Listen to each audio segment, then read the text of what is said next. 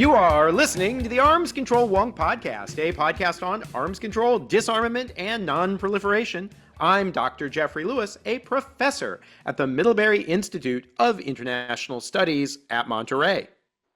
And I am Dr. Ehrenstein, president of the Foreign Policy Research Institute, staring out at a glorious day on the East Coast of the United States. I hope it's as nice in California. Oh, it is a beautiful, kind of foggy but burning off Half Moon Bay morning. So I would rather be outside and not here with you, Aaron. But here we are. I do I, have my nice coffee from Dawn Patrol, my favorite cafe. I made myself a little like I don't know what you would call it, sort of like a homemade latte, you Oh, know. a flat Yeah, white maybe. a flat white. There you go. I like that. A flat white. I've been watching a lot of British television lately. For some reason, just hearing the British accent and knowing that there are problems abroad makes you feel better about problems internally. Can I'm you gonna leave it hear the there. garbage truck outside? No, that could be either a promo for the upcoming episode of Love Is Blind UK or Love Island UK. A lot of garbage, or what we think about potential U.S. use of long range weapons in Ukraine. How about that? I like the segue. I appreciate that you gave it your best. So, yeah, the Wall Street Journal has a pretty interesting article written by, I guess it's several people, but it's fundamentally Alex Ward. He's the lead author. Yeah. Yeah, saying that the Trump administration has, since the spring, had a review process in place in order to make decisions about whether to allow Ukraine to strike targets in Russia with US systems and systems that rely on US intelligence. And that review process, which is under Elbridge Colby, has basically said niet. I'm of two minds reading this story because it almost feels like we're going back in time to like the debates around 2023, 2024 around U.S. assistance to Ukraine. But the underlying assumptions back then during the Biden administration were that we don't want to die in sort of a fiery nuclear blast. Whereas I would say the assumptions on this one is that maybe let's say they're muddled. They're about as sort of unclear in terms of what the overarching demand signal is here, other than I think what's in the Wall Street Journal piece. Bridge is worrying about husbanding long range resources for a potential war with China. Yeah, I mean, so I guess there are multiple pieces of this because, so one piece of the story is there's the revelation of the review process itself, Right. which I think we didn't know. No. There is the mechanism by which the review process is able to exert authority. This isn't a case of you cough up the missiles and therefore they're out of your control and you can't do anything. The Ukrainians need US intelligence in order to be able to effectively use those systems, and that's true not just of ATACMs, but it's also true of Storm Shadow. Yes. And so we knew that the intelligence had been largely cut off since the spring. That was Yes. reported in the spring. Yes. I mean, I think it was cut off for a couple of days and turned back on. And this was around the time of the Oval Office meeting. Yeah, This was to but it punish Zelensky for not wearing a suit. if I understand the Wall Street Journal story, though, it implies that that cutoff has basically continued. Although, we'll see. But then there is, then all the sort of other questions, which is the Wall Street Journal also reports that the Ukrainians are low on ATACMs, Yeah. and they need more, and it seems like they're unlikely to be getting them. Correct. Yeah. And so, I mean, I think like what's worth talking about is, we got to this position of using ATACMs on Russian soil in response to Russian escalation in the conflict, either inviting the DPRK in, this is the Biden administration, or the success rate of their glide bomb attacks on the front lines. And so they were allowed to use them by the Biden administration, uh, in response to a specific need. And so taking it away sort of, like, I guess, reinforces the Trump administration's policy that the conflict is more or less frozen and that there's no added value in strikes on Russian territory.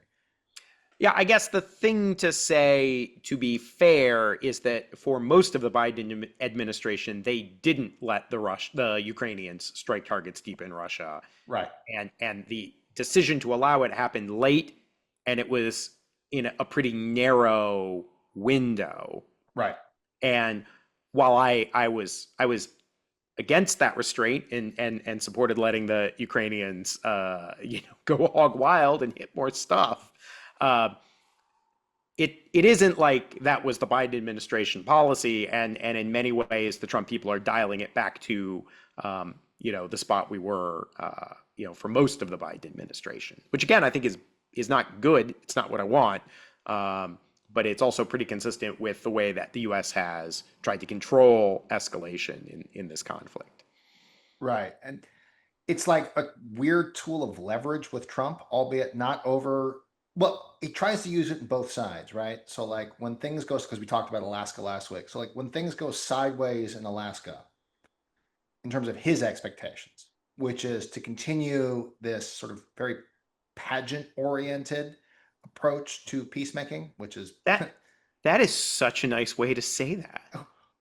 he likes visuals. I mean, the He flyover we likes a talked about beauty pageant. he likes a beauty pageant that's been well documented. He used to own Miss USA. He likes Was stacking it up. was wait, was it Miss USA? Was it Miss Or Miss Universe. Was it Miss Universe? Wait, I thought it was a teen beauty pageant. Oh, wait, I my don't know. knowledge I of don't Donald know. Trump's sort of vast holdings on the beauty pageant circuit, let's say, are about as are let's just say are very low. Yeah, But you know he what? owns I a don't know. pageant. Some kind of beauty pageant. I think it was Miss Universe. Doesn't matter.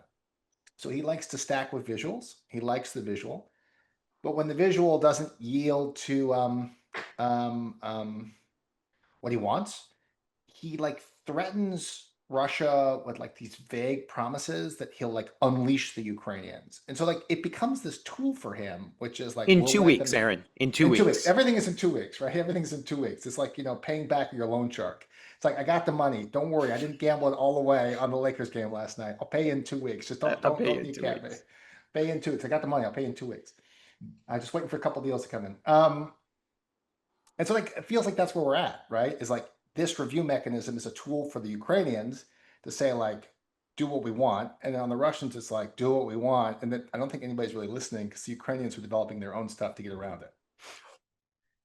The interesting development. There are these twin programs. We know that prior to the initiation of the Russian invasion, the Ukrainians had a program to develop their own variant of the Iskander, which never seems to have come to fruition. And in part, that's the Russians claimed in August that they had actually destroyed the facility where that work was being done, or at least two facilities.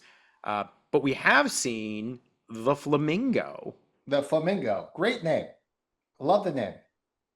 Not not not the most beautiful looking bird.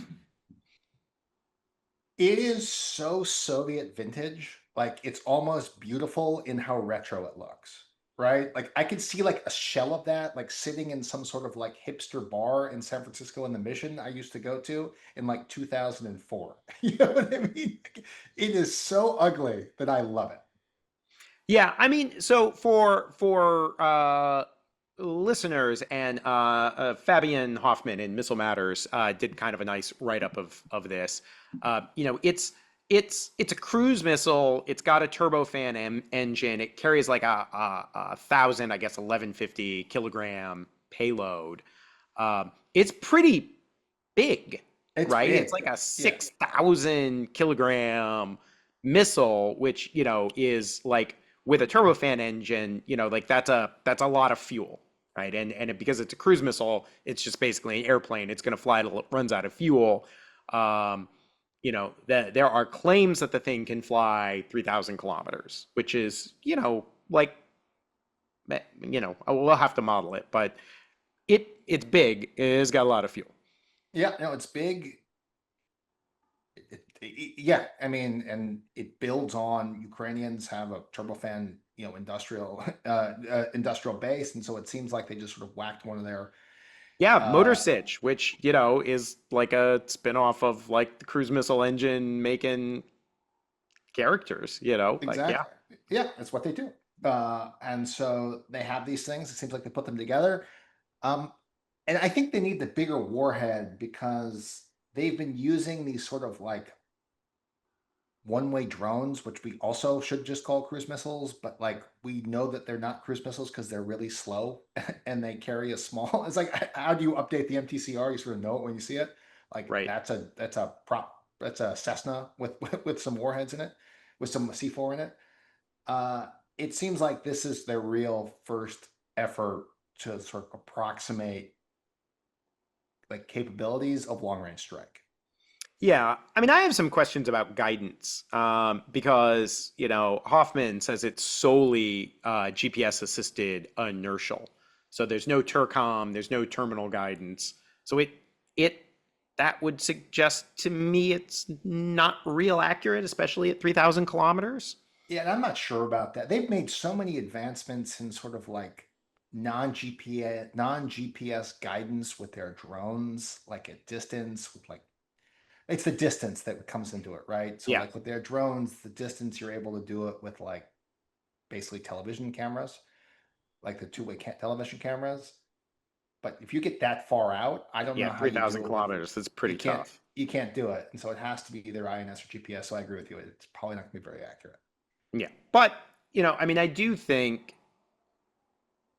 and I think we've seen this with some other Ukrainian systems. The longer this drags on, the more incentives the Ukrainians, and then I will add dot dot dot others, have to start making decisions about how much they really want to rely on the US. Because I think it's pretty interesting that Storm Shadow needs US targeting assistance.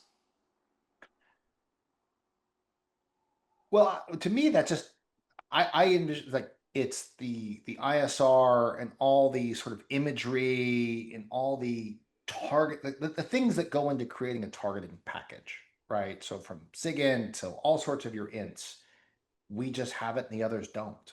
And so like you can want to do things without US assistance, but like that's an aspiration a decade from now with proper funding. Whereas if you're the Ukrainians on their side, you're willing to cut some corners because you're getting bombed every single day. I guess is what I'm thinking. But I mean, I find this to be sort of inherently interesting. And I know this is also true in the US. Like in the US, it's very hard. Like it's much easier to get money for the sexy piece of hardware and much harder to get money for all of the intelligence that would make the hardware useful. Yep. Now, right, admittedly, like I'm an OSINT analyst, so I'm like kind of like primed to think that the analysis is what is actually going to allow you to use the thing. But it really is interesting to me how sharply that capability drops off in foreign countries. It's like a cliff. I Yeah. mean, we're kind of guessing because so much of this is like extremely classified, but I would suggest this is not a Tom Schelling slope. It is like, it is a boom. You're Well, I mean, we know that the Ukrainians can't use Storm Shadow without US help, which presumably means that the British themselves don't fully do it themselves. I think in this scenario too. I would hesitate to say like in all cases, right? But Sure. I think all the ints are very US dependent. Let's say anything in space. But these are capabilities that these countries could have, right? Because a lot of these capabilities are now held commercially. Correct. But there is this strange, they don't have the analytic component that sends the demand signal, and so then they don't build the ISR capabilities that then satisfy the demand signal because Right. they don't have the people who can process it. And then if they get really excited and then they want to like build the platforms, they still don't have the people to look at them. And so I maybe it's a little bit of a chicken and egg thing, but you got to think that the Ukrainians and like some allies like the French and the Poles have to be looking at this going like this they I hope they're realizing this is a capability that they should want to hold on their own. Well, it's such a high like barrier to entry. You know what I mean? And when I always like to think about the size of these European defense budgets, and I realize it's not an apples to apples comparison, but they're typically smaller now than the Department of Homeland Security. Like I think ICE has a bigger budget than most European militaries, a considerably larger budget than most European militaries. And again, I understand, not apples to apples, much smaller bureaucracy, whatever. But we're talking about figures of dollars here Yeah. that just aren't very big.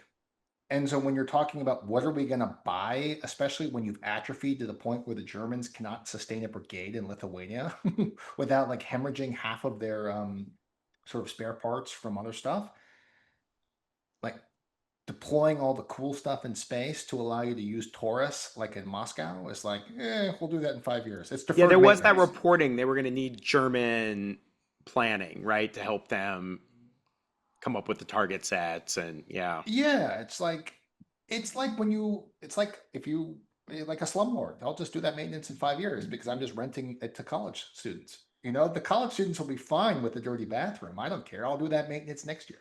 You just keep Yeah. pushing it and kicking it until you get a peg Well, I extension. mean, this is my push, and I think about this a lot in the Asian theater, like the Taiwanese and the Japanese and the South Koreans really, really, really, really should be investing not just in the sharp, pointy things, but in the ability to target those sharp, pointy things by themselves. Especially with how much the technology is now held in private sector. Yeah, Like the high fidelity satellite imagery, SAR, like so much of like the SAR apparatus, especially. SAR especially, is now consumable, like with a Visa card. By the way, this is crazy. It's the SAR as a technology and as a US intelligence capability was declassified in our professional lifetime. Yeah. It was in the early 2000s, maybe early late 2000s. And like now there are commercial imaging companies. How weird is that? Right. It costs a lot, but like if you're a government and you're thinking about like like See, it's only ROI, the stuff I like where people don't make the like we can't afford not to. Like it's some stupid nuclear weapon that we're never going to use, and it's like, oh, we can't afford not to. But then I'm like, how about you buy some more satellites to know where to point the things? And they're like, right. oh, that's real expensive. It's expensive. And they don't own the launch capabilities too. Elon Musk does. Good old Elon. Maybe he should have stayed in They South have Africa. some launch capabilities. Yeah, yeah. Anyway, Yeah. you are right, but it's crazy to me. I mean, I understand that it is true, but it is really interesting to me to, go back to this original story that the entirety of the ability to restrict Ukraine's ability to use these systems is based on intelligence sharing, which is a capability the countries could and should develop on their own, in my opinion. Oh, And by the way, sure. I mean, send your younglings to the Middlebury Institute. We train a lot of future intelligence analysts. Yeah. And they're not even paying us for this. Maybe Yeah, they should, a promo for Miss. Um, sorry. we will slightly train them up, and then they can go back to their country and set up a proper system with even better capabilities. Yeah. Arms control Wonk pod linked to rogue proliferator of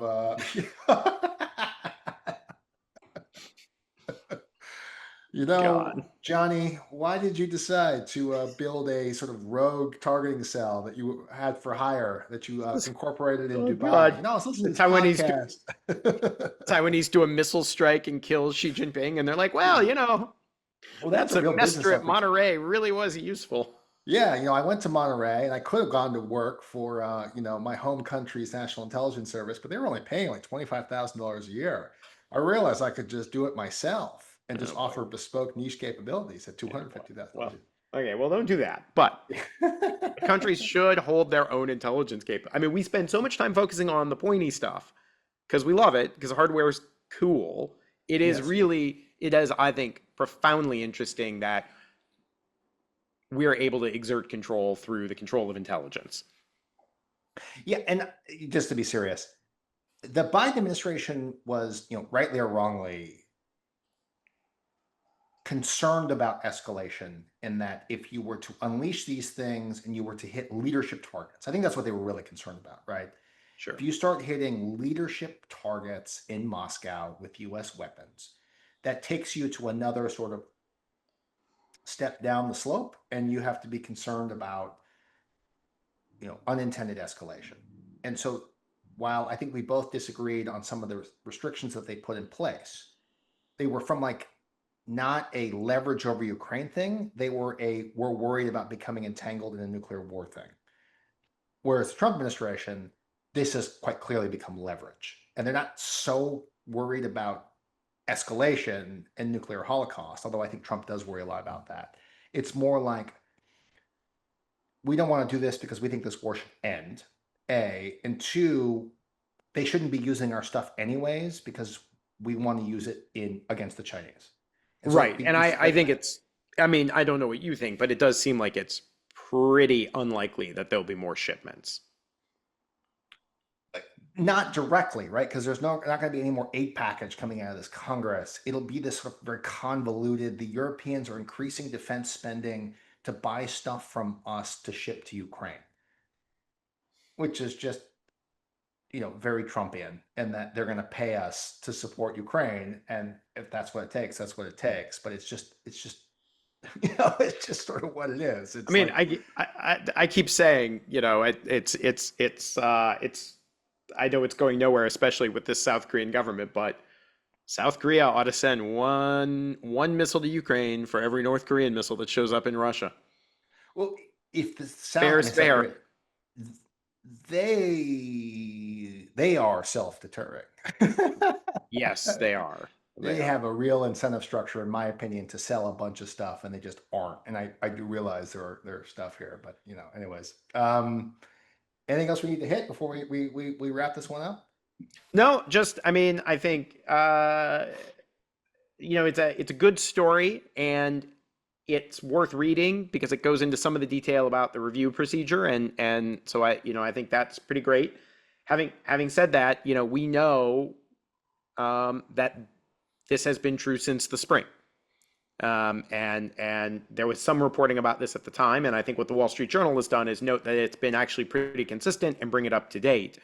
And so it's a great story, but it also, not really a but, it really does describe a thing that's been ongoing for some time, and probably won't come as a huge surprise to people who've been following this. And honestly, it's the reason you see the Ukrainians trying to develop their own capabilities. Yeah, which I still think we have questions about, just in all fairness. It's Yeah. really ugly in a very Soviet way. I'm not sure how accurate it will be.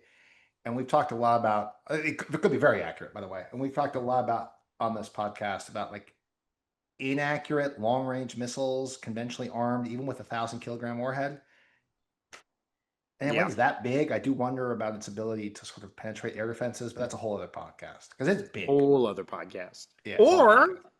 the kind of thing you could discuss. In our Slack channel, where you can discuss what the Flamingo, its lineage, its heritage, the engine, anything you want is going to be talked about in the Slack channel. And you can also talk about Borovishnik, aka Skyfall, and all sorts of open source matters. It is actually the place where little Johnny is training to be the next generation of Intel analysts for hire.